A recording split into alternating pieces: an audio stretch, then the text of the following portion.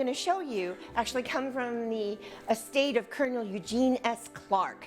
And so some of you may have gone to a presentation that he did. He used to throw up a sheet down on the canal, and he would do movies at night. And he was over at the base, but he was a Sandwich native, and he had over 10,000 slides on many different topics. And so I started just going through the drawers, and I found shipwreck after shipwreck after shipwreck after shipwreck, and I thought, well, this would be a good slideshow. And then I looked at the books of Bill Quinn from Orleans, who passed away last year. And a lot of the photographs were the same photographs. And so I called Bill Quinn, and he was so gracious. He came up to the Nature Center, and he helped me ID some of the slides. And he said that he knew Colonel Clark, that a lot of these photographs are from Admiral Macmillan's collection. And so they were both privy to that. And so it was cool that we had these slides. I just wanted to make sure. Some of the stories that I'm going to tell you tonight are from Bill Quinn, or William Quinn. This is one of his books, Cape Cod Maritime Disasters. He wrote Shipwrecks of Cape Cod. If you want to find out more about them, just go to the library and Google his name. I have a bibliography here that you can take as well. There's a lot of books on lifesavers. Dalton wrote a book that was very romanticized about their day-to-day life. It was pretty nitty-gritty, out there in freezing cold water, because most of the shipwrecks happen, in the wintertime. Late October, majority were November to March. You don't want to go in the water at those times, but go out they did whenever there was a ship in distress. The Life-Saving Service and the Revenue Cutter Service merged after World War I, and they formed the U.S. Coast Guard. So this is the precursor. I looked at the slides that he had, and the ones that interested me most were from the 1600s with the Sparrowhawk that I'm going to talk about, the first recorded wreck on Cape Cod. And then I'm going to end with the Blueberry ship, which is a 1939 wreck. I don't have anything on the Widow, because you know that Barry Clifford didn't discover that until the new millennium. And we're not going to talk about pirates. But we are going to talk about shipwrecks and these amazing men who did go out and risk their lives, and in many instances lost their lives. I have a patch, the U.S. Life-Saving Service, so you're going to see on Seth Ellis, he's going to have one of these patches when I tell his story. I went to Sandy Hook, New Jersey with my mom, and after I got done lusting over this amazing beach plum bush right outside the center there, I went inside and they had tons of stuff on the Life-Saving Service. I keep wanting to go down to Hull because they have a museum there as well, but I haven't made it. But I made it to New Jersey. And so I have some photographs there. I'm going to talk about something called a faking box, and there's a picture of it. It's a flat bottom with lots of spindles coming up that they could weave the rope through, and then when they got to the beach, the rope would just drop and it wouldn't be tangled. There's a photograph of the little checks that the men had that they would exchange with one another when they did their beach patrols. So if you have opportunity and you're not utterly exhausted by the time I finish, you can come up here and look at these things as well. Now, in order to start anything on shipwrecks, we have to sing. And if you feel that you can't sing, there's a part for you. All you have to do is go, ooh. That's all you have to do. And so I love the song Cape Cod Girls, because that has so many verses. And the one I'm going to end with is Cape Cod Cats, and that's going to segue right into here. The other songs that you're going to hear are songs that I was just inspired to do after I got done crying, reading the story of some of the things that happened, and they just popped into my head. So hopefully they'll pop back out again today for you. But Cape Cod Girls is a great song. Cape Cod girls, they have no combs, haul away, haul away. They comb their hair with codfish bones. We're bound away for Australia. So heave her up, my bully boy boys. Haul away, haul away. Here's your part. Heave her up and don't you make a noise. We're bound away for Australia. Cape Cod boys, they have no sleds. Haul away, haul away. They slide down dunes on codfish heads. We're bound away for Australia. So heave her up, my bully bully boys. Haul away, haul away. Heave her up and don't you make a noise. We're bound away for Australia. Cape Cod doctors, they have no pills. Haul away, haul away. They give their patients codfish gills. We're bound away for Australia. So heave her up, my bully bully boys. Haul away, haul away. Heave her up and don't you make a noise. We're bound away for Australia. And here's the big finish verse. Cape Cod cats, they have no tails. Haul away, haul away. They lost them all in a northeast gale. We're bound away for Australia. So if you feel, inspired. So heave her up, my bully bully boys. Haul away, haul away. Heave her up and don't you make a noise. We're bound away for Australia. Woohoo! Very good. That was awesome. All right, so here we are. Here's Cape Cod sticking out between the major ports of New York and Boston. Cape Cod has long been known as the ship's graveyard, the ocean graveyard, because of all the wrecks that we've had. The majority of the wrecks are on this outer edge, the back side of the Cape, especially where the lower arm goes out to the fingers. Truro has a notorious reputation, at least it did in this period, for shipwrecks, and we're going to talk a little bit about that. Cape Cod Bay had some strandings there, but the majority of wrecks were on the Atlantic side of Cape Cod.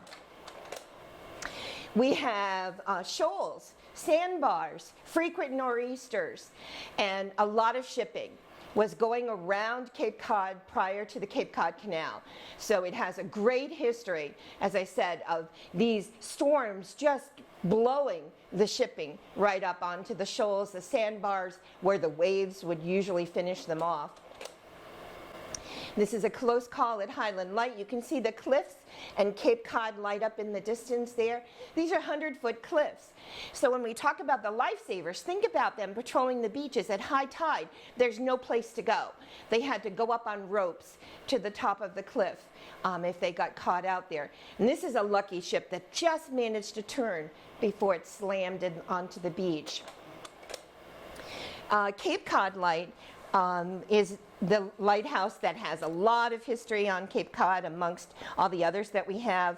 In 1797, the federal government purchased property from the town of Truro to erect Highland Light, which we call Cape Cod Light now. It was rebuilt in 1857, and then in 1997, it was in danger of toppling into the sea. That area is losing feet a year to erosion. And the federal government said, we don't have the money to do it. So residents of Cape Cod got together and they collected all the money. And then it was moved back 453 feet. Where is it? It's down in Truro. And you can actually go, pretty much and drive right up to it. The first recorded wreck, this is a drawing, a copy of a drawing, was the Sparrowhawk. It was grounded in Nauset Beach, December 1626. She was bound from Plymouth, England to Jamestown, Virginia. The passengers and crew made it ashore. And then they sought refuge in Plymouth Plantation. The ship was burned by the local natives, who I guess by this time were sick of seeing red sails in the sunset, and because it just brought more and more people. And then the sand swallowed up the remains of the ship.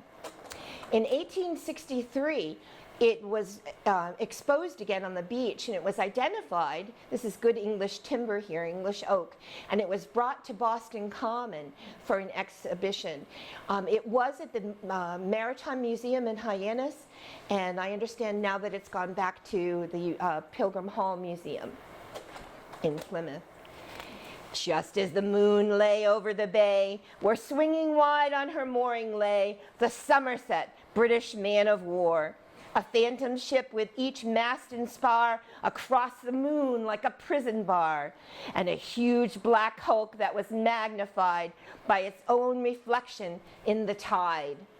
The Somerset, British man of war. Paul Revere, when he went out for his historic ride, he rode underneath the cannons of the Somerset. He had his wife's petticoats wrapped around his oars to try to cut the sound. The Somerset had a horrible reputation on Cape Cod, especially in Provincetown Harbor. The captain of the Somerset would actually send his men ashore to pillage the shops.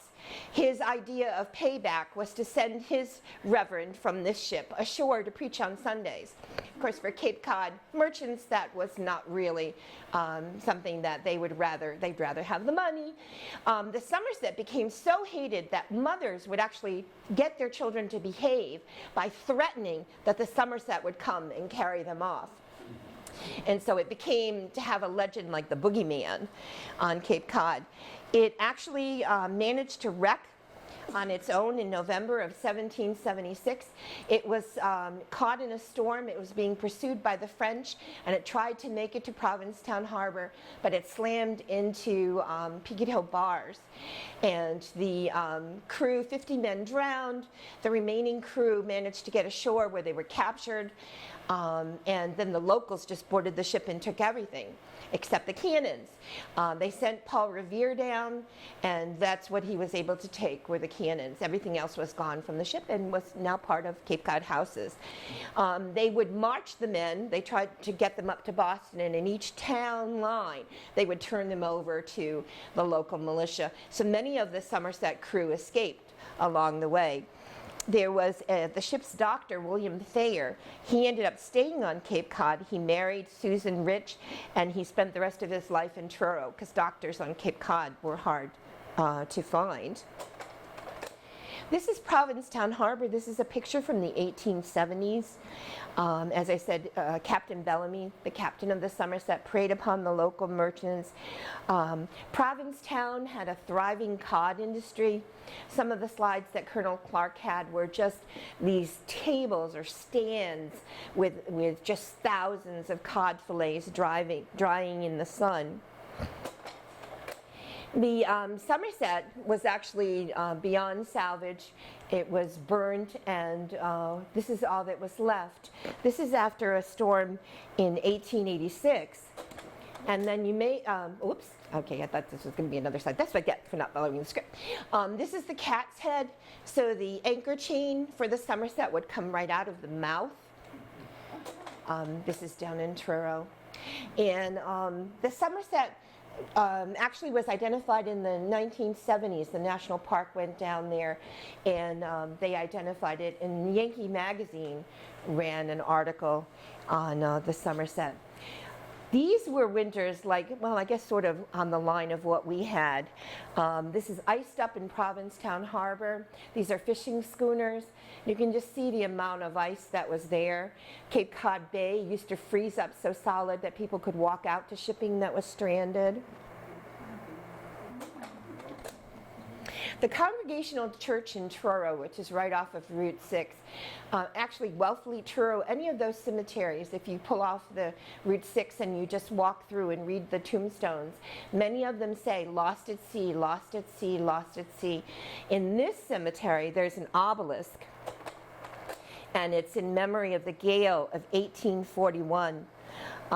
57 men from Truro and 7 vessels were lost in this October gale. There was no weather reporting. All you'd get would be information from the ship's captain that you had to go by. They'd yell at one another. And these men were all out at George's Bank. And so they didn't make it back in time. At this obelisk says on it, "Then shall the dust return to the earth as it was, and the spirit shall return to the God who gave it." A total of 14 Cape vessels and 87 men were lost trying to make it back from George's Bank, which is like 100 miles out. Head of the Meadow, in December of 1872 at 9 p.m., Captain Worthen, who was the newly appointed keeper of the yet-to-be-built Highland Life-Saving Station, spotted the Francis, a German bark, and it was wrecked a mile from Highland Light during a northeast gale. He sought refuge over at the Orleans Life-Saving Station, and this is where he was at Highland Light. And the volunteers at the Humane Society actually skidded a dory over and they launched it, and they were able to save the crew by the surf boat that they had dragged over. The ship's captain of the Francis, Wilhelm Courtling, had already been sick for 3 days before the wreck, and he died. Captain Worthen saw to his burial. He sent all his effects that he had back to his family in Germany, and Captain Worthen cared for his grave as long as he was physically able to do. The Francis was carrying a load of tin and sugar, and it was this is what's left of it out at very, very low tide. If you go to the head of the Meadow Beach and you walk along the beach to the left, there's still a few pieces of the Francis there. And so local wreckers were hired to offload the cargo of tin and sugar. At the end of the first day, a huge barrel of sugar was suspended over the deck, and the rope gave way. The barrel crashed to the deck and split open, and the foreman of the crew offered the men to take sugar, because sugar was a very hot commodity there. The next day, the same thing happened.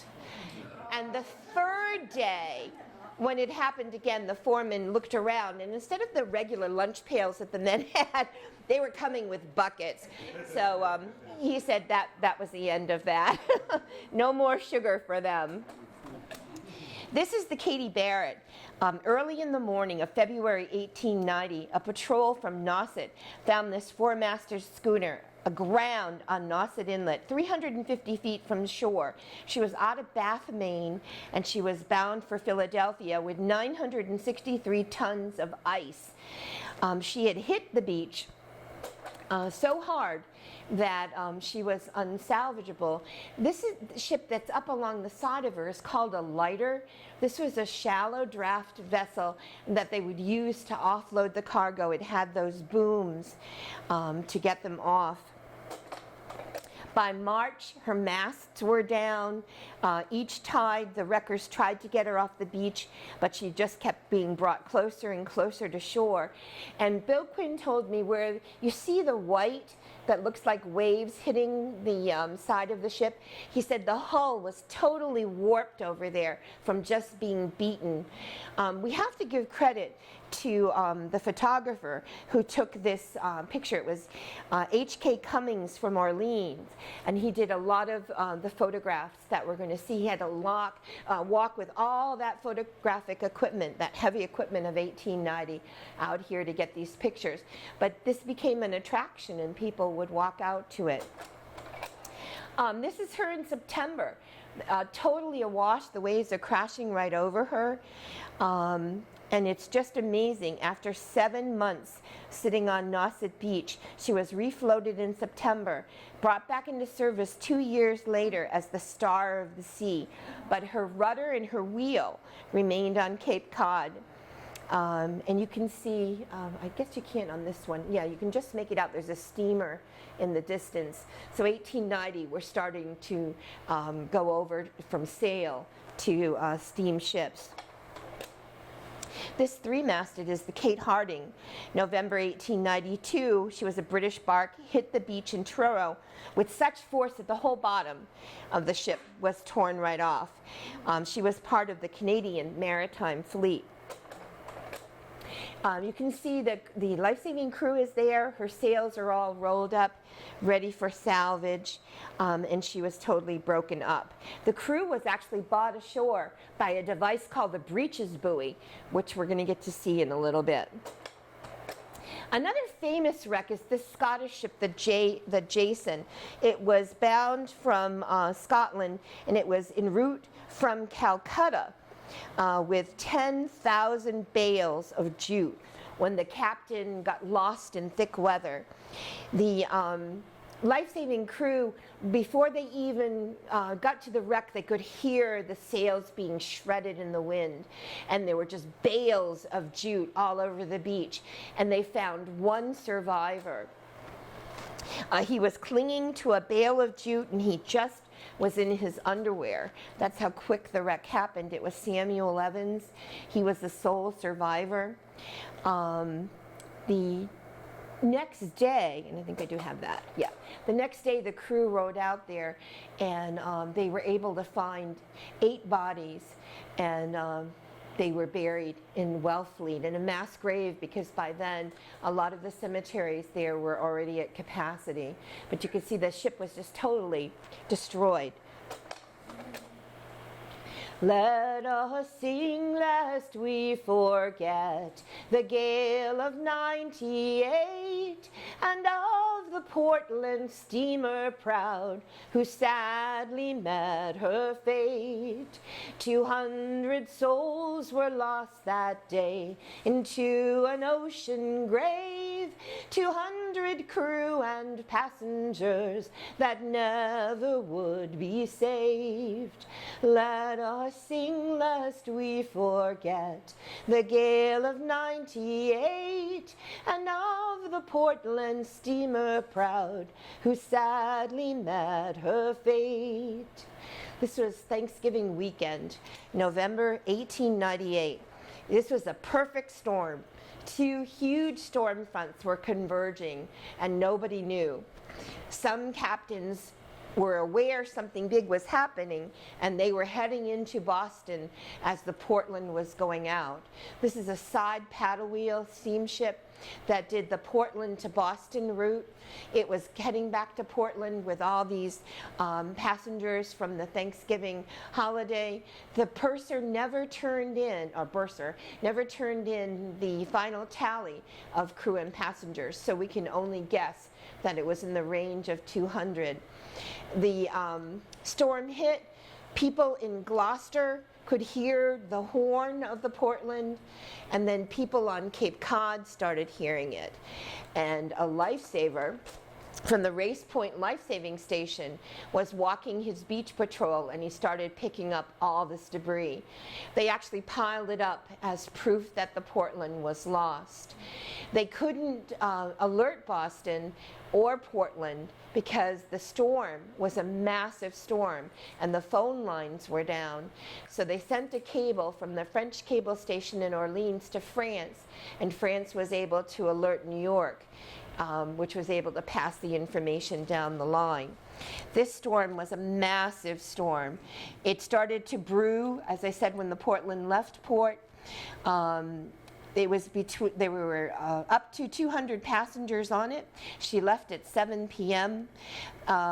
These sounds were of the horn, the distress sounds were out, and then here's what was recorded about the storm. A cyclonic tempest raging with unprecedented violence for 24 hours.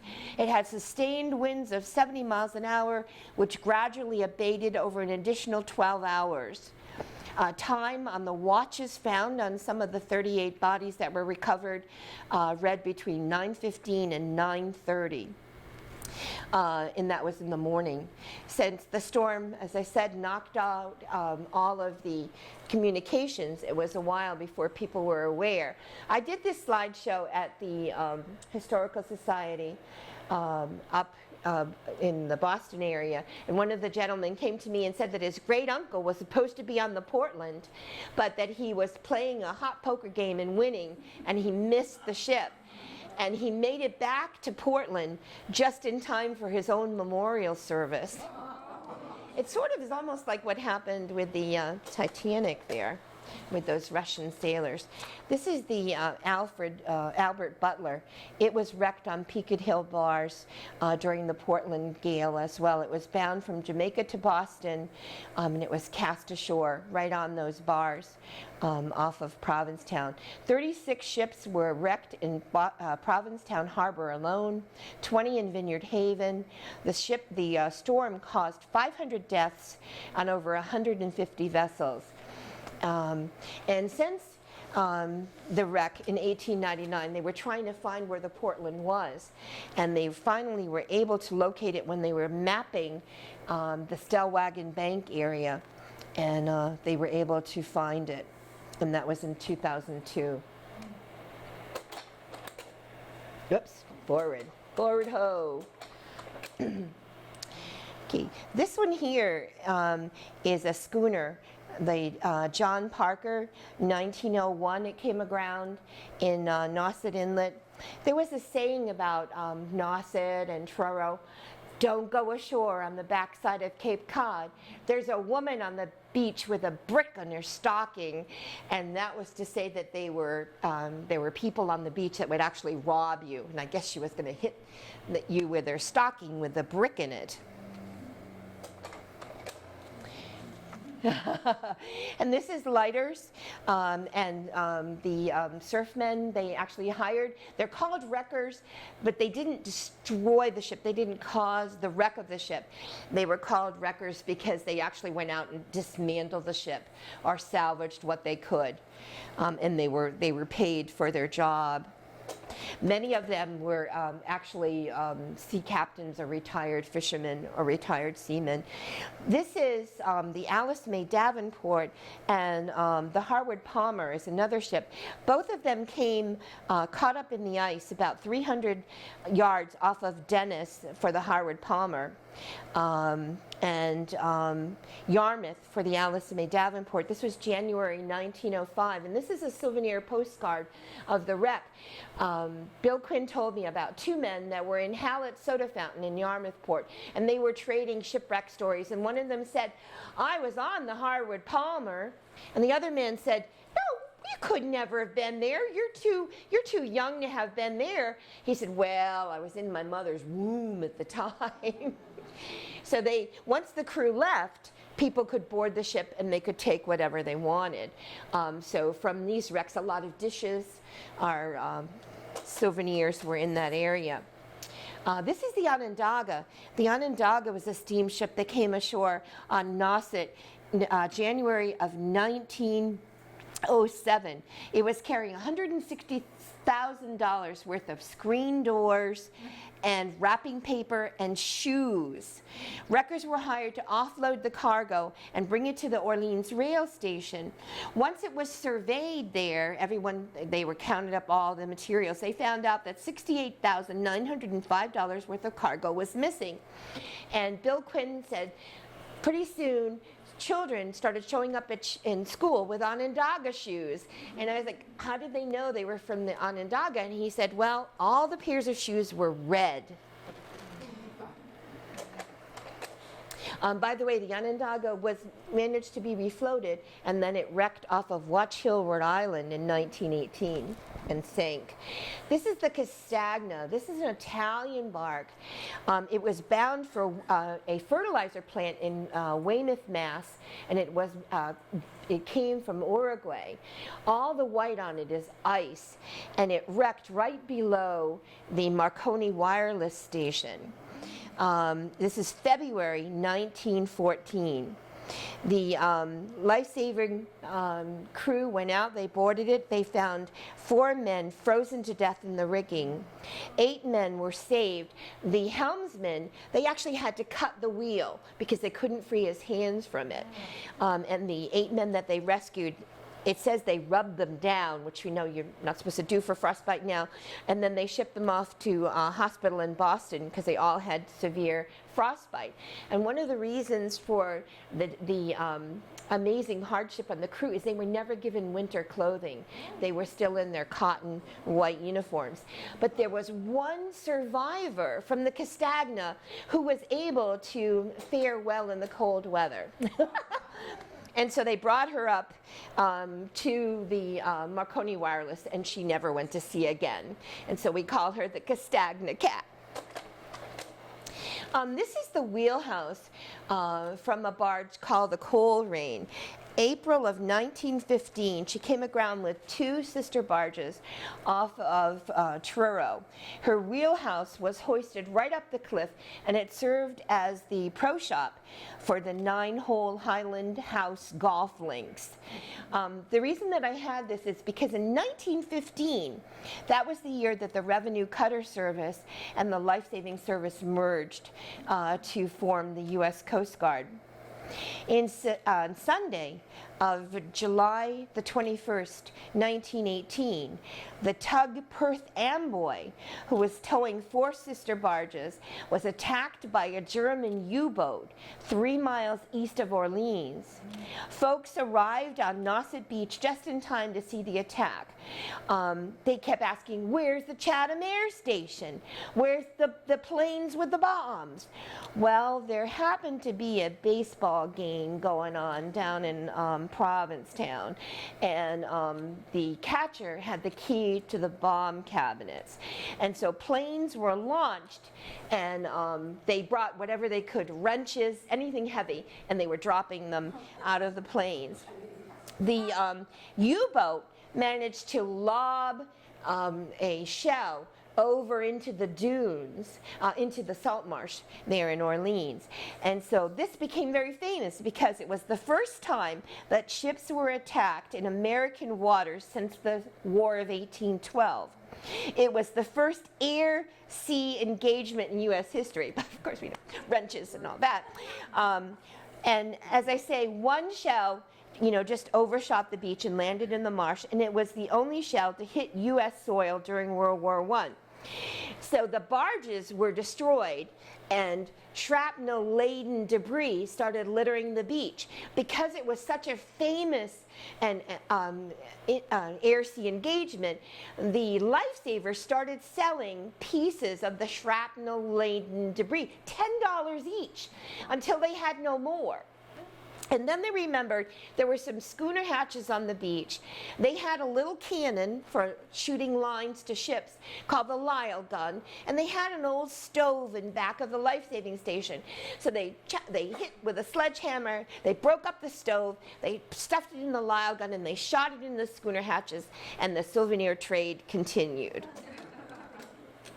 This is the S-19. January 1925, she grounded near Nauset Inlet, and she lay on the barge for 3 months before being pulled off. Henry Daniels, who was one of the lifesavers, kept a scrapbook of the attempt.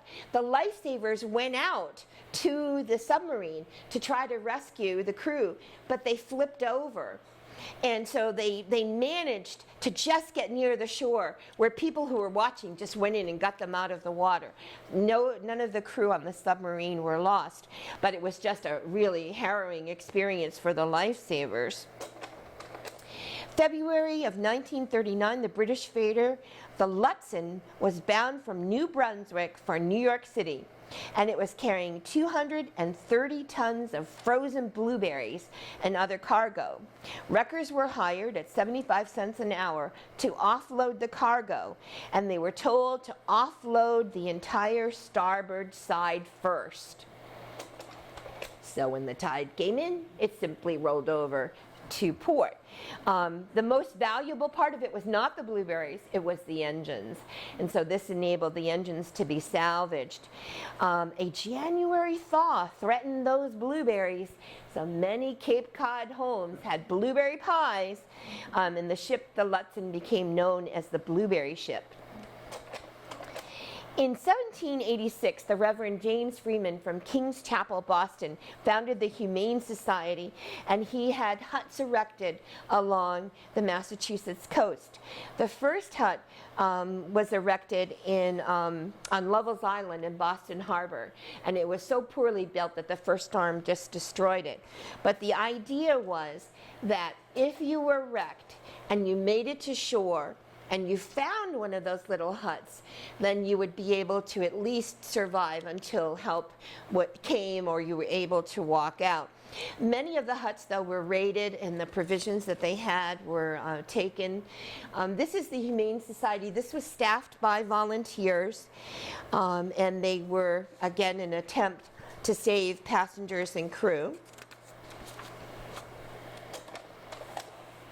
This is a Humane Society crew. They had a cart for all their beach supplies. Eventually they ended up with horses. They had boats and they had the mortars for trying to save the crew. This is Benjamin Sparrow. He was a native of Orleans. In 1871, the federal government enacted the life-saving service. Sparrow was named the first district supervisor of the second life-saving district. He had served in the Army of the Potomac, and he was a prisoner at Belle Island, which I understand was a horrific Confederate prison. There were 9 original stations, with 9 more being built by the 1890s on Cape Cod alone. The U.S. Life-Saving Service was very effective from 1873 to 1889. Of 3,259 persons on vessels wrecked, only 52 lives were lost. This is the Cape disaster map. Those thick black circles are the life-saving service stations, and all the tiny dots are known wrecks. Wow. So you can see how that back side of the Cape was a big ocean graveyard. And there were even some at Woods End, right at the fingers there. This is actually the Woods End station. They were built about, the average distance was about 2.5 miles that the man would have to meet, and the other crewmen from the other station would walk the 2.5 miles. So they were trying to space them within areas that they could do the most good. A lot of these life-saving service stations that were built among the dunes, their windows lost their transparency quickly from the blowing sands. If any of you have ever had a cottage on the beach, you know what damage it does to the glass.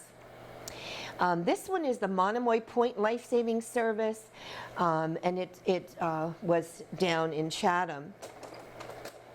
This is the Monomoy Point Lighthouse on Monomoy. It was built in 1828 and it was decommissioned in 1923. There is a story of the ghost horse of Monomoy. It supposedly went bad eating cemetery grass, and it was owned by a mooncusser who tied a lantern to its mane and would patrol it up and down the beach, trying to lure ships ashore. Now, and I apologize for this in advance, but for any of you naysayers, in a fierce storm, there's supposedly a light that's noticed moving up and down the beach over on Monomoy. This is the bunk room. On Mondays, the lifesavers, the men, would clean the station. On Tuesday, they had lifeboat drills. Many of them came with experiences in the sea, so launching into heavy surf like this wasn't overwhelming for them. They were very effective at doing that. These life-saving boats, by the way, were about 22 to 24 feet long. They were constructed of cedar with white oak frame and cork bumpers, and they weighed between 700 and 1,000 pounds. Here they are rowing out to a ship, and as I said, most of the wrecks were in the worst possible weather.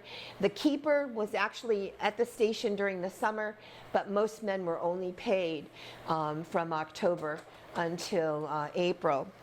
They had a way of telling ships that they were coming. The ship is sending up a flare, and the surfman is sending up a flare as well. It was from a flare device called a Costin signal, and the flare cartridges were placed in the left side, and when the pin was compressed, the flare was ignited. This is a heaving stick. If the wreck was within 50 yards of shore, the men would throw this stick and it had a line attached to it. If the ship were further out, they would load this 9-pound projectile into their Lyle cannon and shoot it over to the ship. And I think we have yep. So here they are practicing. Here's the Lyle gun, the little cannon that they had. There's a man in the breeches buoy. See how the line is bowing? And he's in it. It was a like rubber pants with a life preserver around them. And so they had to work as quickly as they could to get the counterbalances and this set up so that they could get the people ashore. The board that's hanging is the tally board, and that gave instructions for what to do. One side was in English and the other side was in French. An early attempt to get crew ashore was the life car, but they couldn't keep the lines rigid.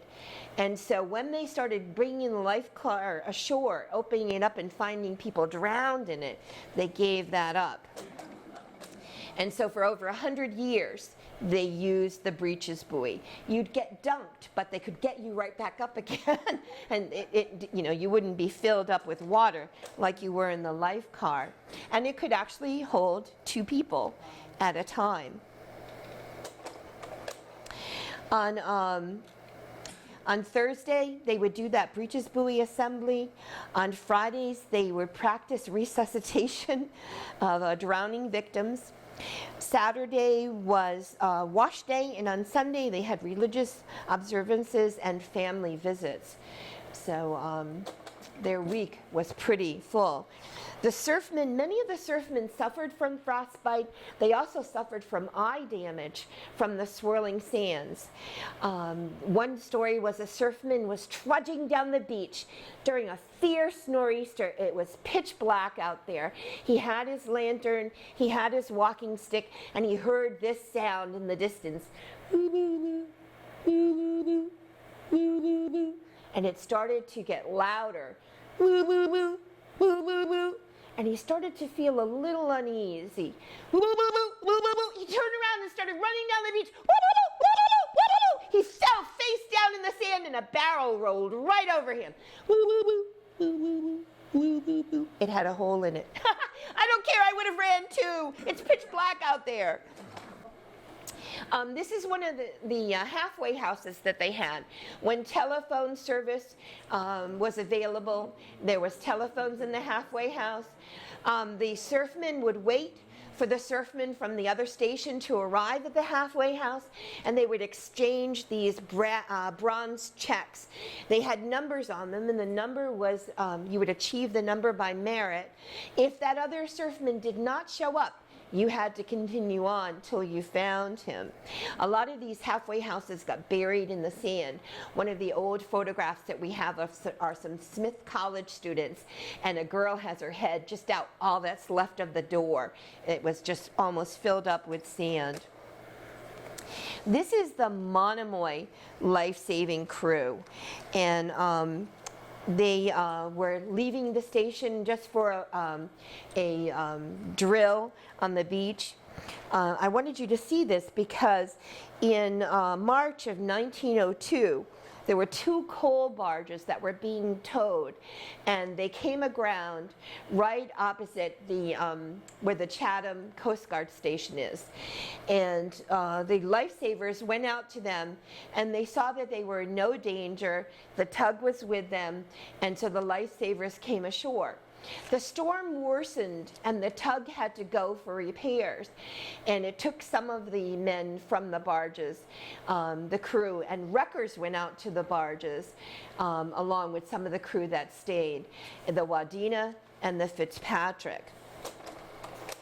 A distress signal was coming from the Wadena, which is the first coal barge here, and it was really a horrible weather. The lifesavers didn't know that there was anybody on the Wadena. They knew that there were wreckers on the Fitzpatrick, and so they rowed out to the Wadena and they got the crew on board, and as they started rowing back, the Wadena crew panicked and they lunged for the lifesavers. They lost control of the boat and they flipped over. It's March, it's freezing cold, and the life-saving crew had their heavy oil slicks on, and so they managed to right the life-saving boat twice. Each time they were getting more and more exhausted until finally it flipped again. Seth Ellis was left, and he was clinging to the centerboard. He managed to kick off his boots and his storm jacket, and he started floating toward the other barge, where Captain Elmer Mayo was the head of the wrecking crew. They just had a little dory, and they had oars that didn't really go with the boat. He broke the oars. He managed to get the dory in the water, and he started rowing, and he rescued Seth Ellis. It was an amazing, amazing rescue. But 7 of the life-saving crew had drowned, along with the men from the Wadena. They tell me you were brave of heart. They tell me you were strong. But brave of heart and arms so strong did not save you for long. You died with others full of fear. You died with others brave. But bravery changes not your fate, nor keeps you from the grave. Now I'm alone with 2 wee babes. They wonder where you be. I'm all they've left to tend their needs, but God who'll tend to me. A collection was taken up for the widows and the orphans that were left without fathers. This was an amazing, amazing wreck that happened, losing all these men. This is Seth Ellis seated, and Elmer Mayo is standing. He received many awards for the bravery that he exhibited. And see the patch on Seth Ellis. I have a copy of that patch on the table. This is the monument. If you go to the Chatham Coast Guard Station, you're going to see this big obelisk. And if you go and read around the bottom, it lists all the men that died with the Wadena disaster.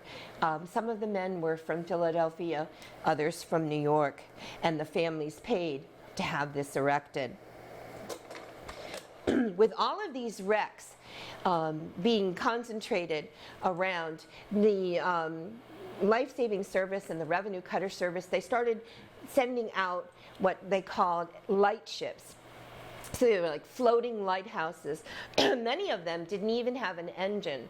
Early ones had no radio, no engine, and the crew was towed to a spot and anchored there. And so if they're in the shipping lines, this is very dangerous position for them. This is not the cross rip that I'm going to tell you about, but this is another lightship that happens to share the name. February 1918, the Cross Rip was stationed in Nantucket Sound between Woods Hole and Martha's Vineyard Island. She became iced up.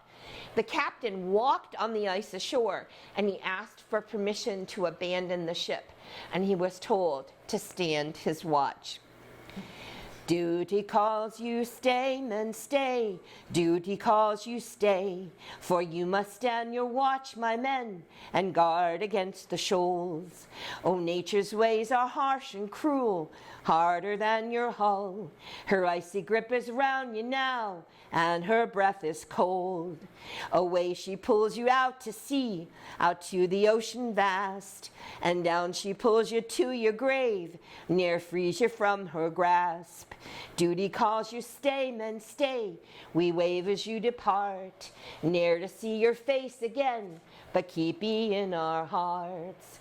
People on shore watched the cross rip as the ice floe started to move. She was ripped off her anchor. She had already been damaged with the ice crushing her hull. She was carrying, flags, distress flags, but nobody could save her. And they feel that once she got out into the open ocean, she simply sank. The Vineyard was a life-saving station, ship that was stationed out off of the Vineyard. It had Vineyard local boys on it. There were 12 crew. In September of 1944, it was lost. There was a big storm there. And because it was during the Second World War, nobody could find out. None of the families could find out what happened. And they kept petitioning the governor to get word to them, are they lost, are they lost? They were finally able to find the hull, and everybody was dead. All they could recover, though, were 4 bodies. The Nantucket was another light ship. It was stationed in the shallow bank about 42 miles south of Nantucket Island and 200 miles due east of New York. On May 15, 1934, the White Star liner Olympic, a sister ship to the Titanic, they were identical except it had more lifeboats, was riding the beacon of the Nantucket. It was heading toward a radio beacon broadcast. It actually hit the Nantucket. And so life-saving light ships were dangerous.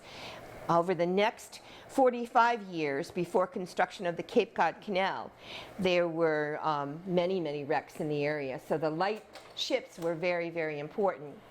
This is an 1800s map, and it's predicting where there should be a canal. George Washington, even before him, William Bradford, had said this area would be great for a canal. You can see sort of in the middle there, Monument River, and then if you look over to the right, it's the Scusset River. And so this was a valley between 2 glacial moraines where the Buzzards Bay lobe and the Cape Cod lobe of the glacier met. And so you have a high hill on the Bourne side and a high hill on the then Sandwich side. There was about a mile of swampy upland between the 2 rivers. And so the natives would come down from the North River, they'd go across Long Pond, and they would just carry their canoes over this mile of open land. They'd put in the Monument River and they'd go over to trade it up Tuxet. And so this has been looked at for a long time. In the late 1880s, they wanted to build a canal. Many companies took the charter from the state. 1880 was a big disaster in Sandwich. The 500 Italians from New York were sent with wheelbarrows down at Town Neck to start digging. 2 weeks later, no pay, very little food. They revolted, and they were shipped back to New York on the railroad. This is Bourne, so this is the Monument or Manamet River. Joseph Jefferson had a home along this river. And this is what the Scusset River looked like. It was a giant salt marsh that was completely destroyed. The headwaters were approximately under the the Sagamore Bridge.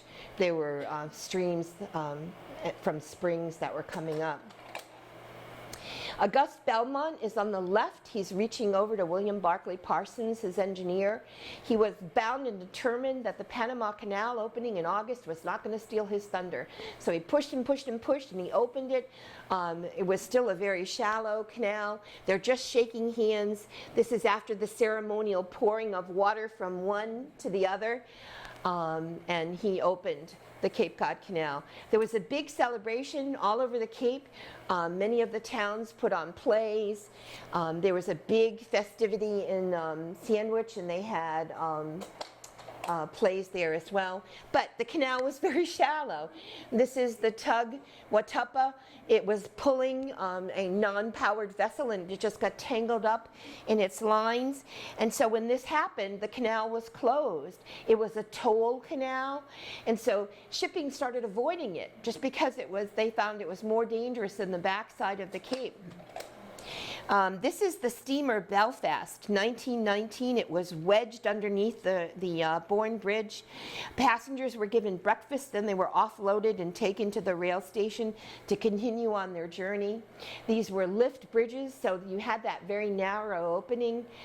There were the bridge keeper house on the top, which I guess on both bridges was the hot polka spot. People would go there and play cards. And then construction.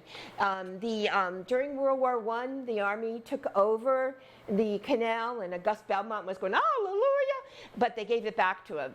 And then in the late 1920s, they bought it for $11 million. This is probably the last time we're being taped up. The federal government got a bargain because Auguste Belmont and his financiers, they had paid like in the $20 million to get the canal constructed. They didn't know the geology of the area. They didn't know about the huge boulders that they kept finding that had come off these glacial ridges, these moraines, as it was, the ice was melting. This is the present day canal. It is the world's widest sea level canal. Again, construction was, at least where the bridges was completed in 1933. And the canal is, as you know, here in Bourne, 17.4 miles long, 32 feet deep. The original canal was 25 feet wide and 15 feet deep, so it was not really very safe.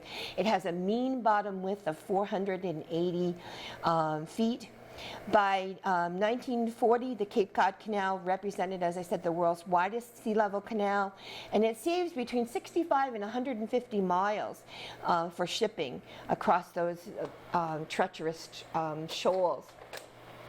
And so shipwrecks continue to fascinate us. I went a few winters ago down to Cahoon's Hollow and walked the beaches there. There was also a wreck that was exposed. It made me think of the outermost house where Henry Beston saw a dune section collapse. There was a wreck within it and the waves just picked it up and it took it out to sea again. And so they fascinate us. When we see them, we wonder, were their lives lost? Were the wreckers out there trying to save the crew? And we think of the wreckers themselves and the modern day Coast Guard patrolling the beach and saving lives. We have no control over the powers of the sea, but we have the Coast Guard and these brave men from the Life-Saving Service to help where people were stranded. And that is that.